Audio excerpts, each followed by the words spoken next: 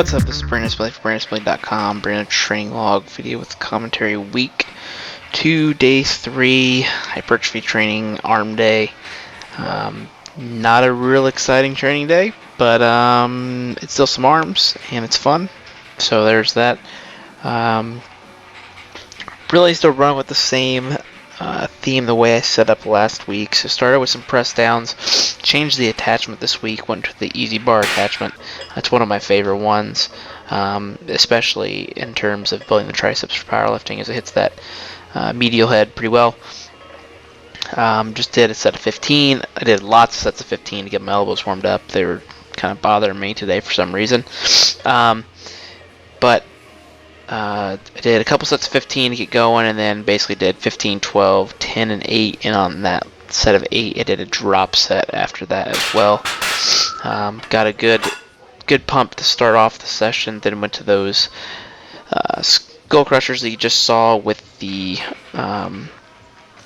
Swiss bar from Elitefts. I think it's called the American Press Bar now, but same thing. Using that V handle there in the middle. Again, something that's a bit different. I feel like I can go pretty heavy with the easy bar. That V handle helps limit the weight that I can use even with the sets of 10. So then went to some tricep kickbacks, 15 reps on each arm, pronating at the top. It's very bodybuilder-like movement. But I think with the pronation, many powerlifters would probably find that this is a great job of attacking that medial head, which plays a pretty key role in benching. So I do perform them from time to time, even with powerlifting.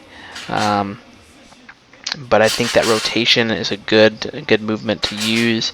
It's another tricep movement. I mean, your tricep movements get pretty boring after a while for your accessory work. I mean, usually they're based around press downs and skull crushers. And then you get your tape presses and your rolling tricep extensions, but everything's an extension, where this is something that's a little bit different that you can throw around. And you can knock them out pretty quickly because you can go back to back, arm to arm. Anyways, though, did some lap curls, a couple sets of 12. Set the pins. I didn't actually have to be bagging myself with the barbell constantly on my lap. Just a limited range of motion movement, kind of lets you get some overload and some rest between reps, which getting that to break off there is not easy. Then went to these dumbbell curls, 5-4-3. I actually got these from Mark Dugdale. I saw on one of his training logs, I don't know, a couple months ago.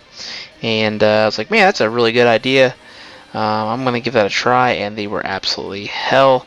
So you basically do 5 reps with one arm and 5 reps in the other, and while the other arm's working, you have an isometric hold towards the middle of the range of motion. And you got to do 5, 4, and 3 on each arm, alternating, and that counts as one set. Then finish some things off with a superset of the reverse curls, and then just regular curls with the easy bars, basically kind of like a finisher. My biceps were pretty pumped up by this point, so the reverse curls and the curls with just the 10 on each side was enough to get things done.